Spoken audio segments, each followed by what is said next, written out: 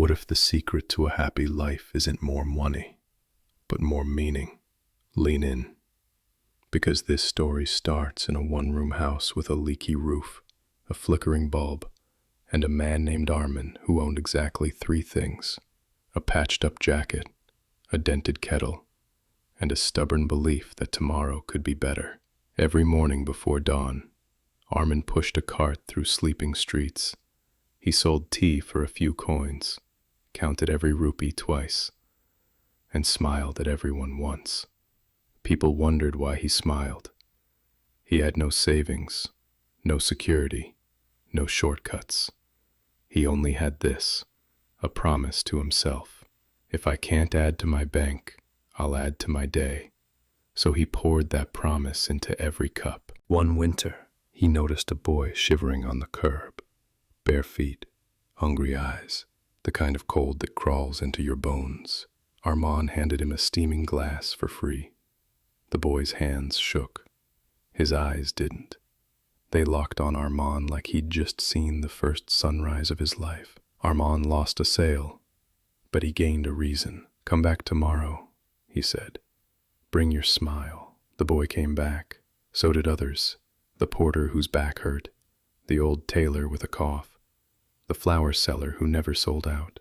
Armand's stall wasn't fancy, but it felt like home. He remembered names, stories, and the exact way each person liked their tea. If someone couldn't pay, he added them to a secret list called credit.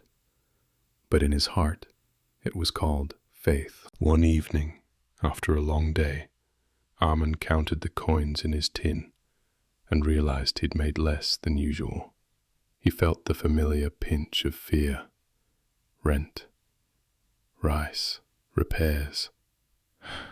He sat down on the curb and asked the night a question. What makes a poor man rich? The answer arrived the next morning.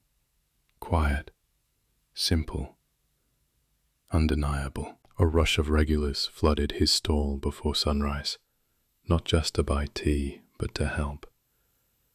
The porter fixed the broken wheel on Armand's cart. The tailor stitched the ripped canopy. The flower seller placed 2 garlands on the counter and said, "For your first customers, on me." The boy, now wearing shoes, held a hand-painted sign, "Tea that warms hearts." People stopped. They read. They smiled. And they bought. Armand's income didn't explode overnight, but something else did. His impact. He started a 1-cup-a-head box. Anyone could pay for an extra cup to be given to someone in need.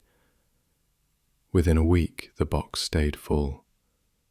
Within a month, so did Armand's mornings. He added small rituals, a compliment for every customer, a clean cup for every story, a silent prayer for every hardship shared across the counter.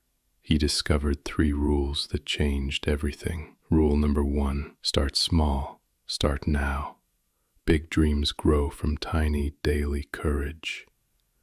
Rule number 2, share, even when it hurts. Scarcity shrinks when generosity leads.